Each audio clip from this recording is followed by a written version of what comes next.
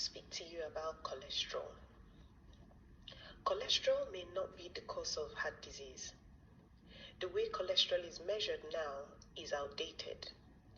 Your doctor should really be checking the particle size and the quality of your cholesterol, not the weight of it.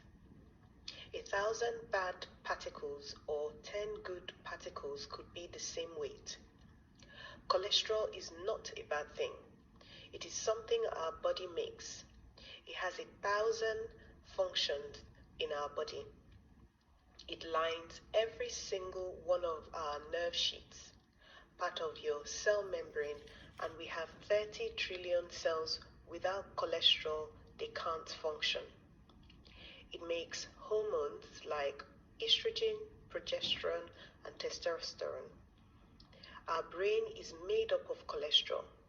Cholesterol really isn't the enemy. The factor that affects our cholesterol to determine if it's good or bad is because of saturated fat.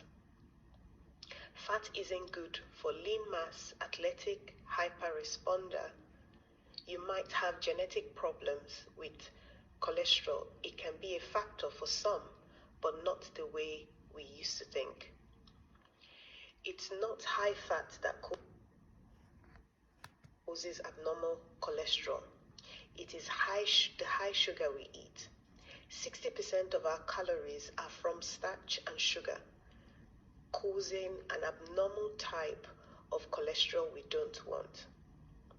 You don't want small, dense, and dangerous cholesterol.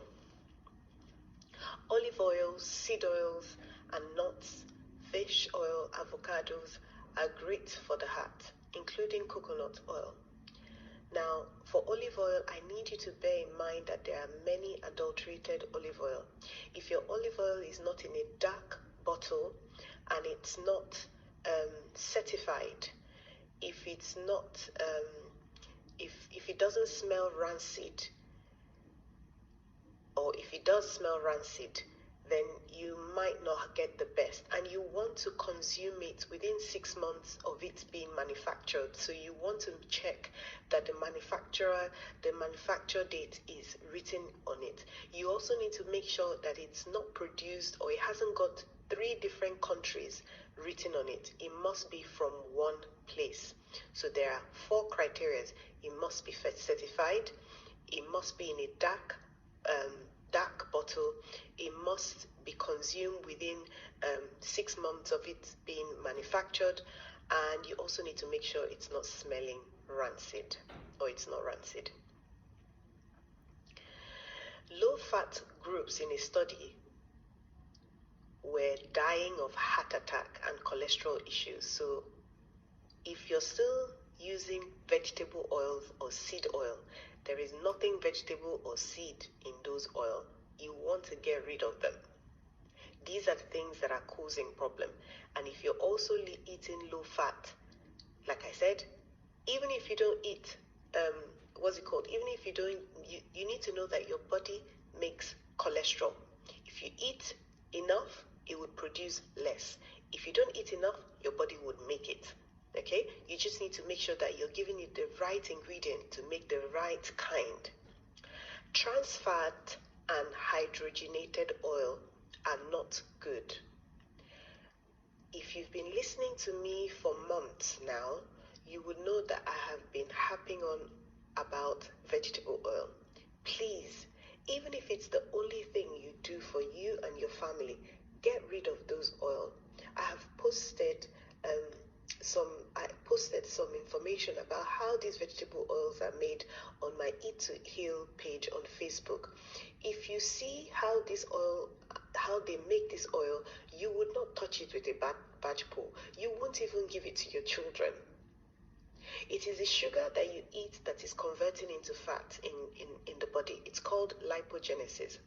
High fructose corn syrup. What did I say? High fructose corn syrup is one ingredient you want to check on the ingredient list of your food. If you have this and vegetable oil in it, you want to stop eating such food. High fructose corn syrup is the worst, which is in all food that should be banned, and it is in every food like soda, salad dressing, that's your mayonnaise and stuff, juices, tomato sauce, your ketchup and all, coffee drinks. They cause a fatty liver. You might see a slim person who has a fatty liver. You might have seen somebody who looks fit, who has died of COVID. Your weight is nothing when it comes to health and well-being. The joy that you see in people, how happy a person is, how their hair is growing, their nail, their skin should be your parameter for measuring health and well-being, not weight. Other causes of high cholesterol include genetics, environment, and lifestyle. The major cause of heart disease is not high cholesterol, it is actually inflammation. I have spoken about inflammation on this group. I have posted some videos about it on my page at Eat to Heal. It's also on my YouTube page. Read about inflammation. Listen to me explain and break it down to you so you understand it. Inflammation makes cholesterol dangerous. We set off inflammation by our lifestyle with too much starchy sugar that causes imbalance in the blood sugar, leading to insulin resistance, free radicals, oxidative stress, which I spoke about last week, and then inflammation. That's really the cause of high cholesterol. 75% of people with a heart attack are pre-diabetic or diabetic, which means there's a metabolic syndrome at play with high cholesterol. Work on movement. I call it movement because people don't like to hear exercise. Work on movement. Any kind of movement will help. Although the more the intensity and frequency, the more beneficial. However, walk, dance, do yoga, anything, any form of movement. Hold your kitchen sink. Do some squats. Climb up and down your stairs. Just don't stop moving. Environmental toxins also add on to this. Your personal care products, your cream, your deodorant, your perfumes. If you're fond of spraying perfume on your skin, I used to be that person. Please stop. You're adding more to the toxin that you already have in your body that your body needs to get rid of. Infection as well needs to be addressed. Statin on its own. Statin is a medication for people with high cholesterol. Statin on its own would not cut it. If it will, you would not be on it long term. Be wary of any medication you need to be on long term, like metformin for diabetes. These are lifestyle diseases. You don't need to be on this thing long term, on this medication long term. There is something you can do with your nutrition, your sleep, your movement, your stress management to help you, even if it's to reduce the dose of this medicine that you take. That would really help. And I'm not saying to stop taking them. I'm saying to add an improved lifestyle to help gradually wean you off them with your doctor's advice, of course. Carry out some key tests to determine your risk of cardiovascular disease. Checking your blood sugar level, hormones, insulin, nutritional level, inflammation, folic acid. All of this needs to be checked, not just your blood sugar. Inflammation needs to be reduced as it is caused by eating processed diet, starch, trans fat. Too much inflammatory fat will lead to too much stress, a sedentary lifestyle, an immune disease, food allergies, infection, gum diseases, environmental toxins like mercury that comes from eating very large fish. All of these things you need to be very mindful of. You have to find a doctor that can look at everything. C-reactive protein is a marker that is used to check the level of inflammation in your body. A study took people to check their risk of heart disease. People with high cholesterol but normal CRP, or high cholesterol with no inflammation. Normal cholesterol but no inflammation had no risk of heart disease. Or the group that had high inflammation and high cholesterol had the worst risk of heart disease. The group with high cholesterol with no inflammation had the least risk of heart disease.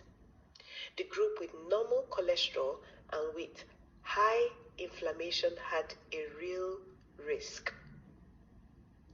Metabolic syndrome like diabetes drives heart disease. Most people are metabolically unhealthy. They have high blood pressure, high blood sugar, high cholesterol, and they are overweight. All these things are caused by high sugar and insulin resistance. You focus on cutting out processed sugar, move or exercise, and eat good fat and watch your inflammation go down. You should be testing these markers for cholesterol to check the quality, not just the weight of the cholesterol. An MRI scan will show if it is your cholesterol, if your cholesterol is a large fluffy particle which is safe, or if it's a small dense beach or golf ball. Beach ball, no problem. Golf ball is a problem. The same with cholesterol. The small dense particles are the ones that cause heart disease. You get small dense HDL or LDL. Sugar causes high triglycerides. The quality of your cholesterol determines the degree of insulin resistance. That's the test you should be testing for. You should be testing for blood sugar and insulin level. It should be under 5.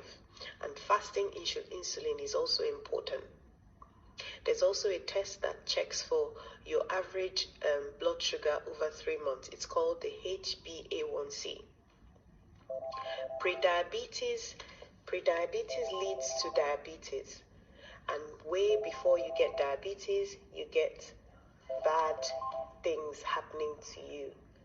Cancer, nerve damage, memory loss, heart disease, and stroke. You don't have diabetes if you have those. So prediabetes leads to diabetes, and way before you get diabetes, you get bad things happening to you. Things like cancer, nerve damage, memory loss, heart disease, and stroke. You don't have to have diabetes to have those things. Check your hemoglobin A1c, like I mentioned, which is your average blood sugar for 3 months. Check your CRP, your homocysteine, your B vitamins, oxidized cholesterol to check if it is rancid or not rancid. Fat causes problem. Bad fat causes problem. You can check if your blood is thick or clotty. Ferritin level needs to be checked as well. Lipoprotein is another risk factor. Calcium scores and soft plaque, which are driving your risk to heart disease. You want to eat unprocessed diets. I can help you with a meal plan if you need it to help you start working on your healing journey. Please send me a message if you would like this. I have a meal plan that would help you remove inflammatory food and replace them with anti-inflammatory food. I also have a system that would help you eliminate the craving of unhealthy food. It's important to get your diet straight. A study shows that 90% of cardiovascular disease could be prevented by a healthy lifestyle, not smoking, exercising, and eating a healthy diet. Okay, so smoking is not going to help. Exercising and eating a healthy diet is huge and will make huge improvement in your lifestyle and your quality of life. You don't want to live till you're 70 with dementia, Alzheimer's, Parkinson's. You want to live long and in good health. Exercise keeps your blood vessels healthy. 30 minutes walking and strength training will help. The more exercise you do, the better.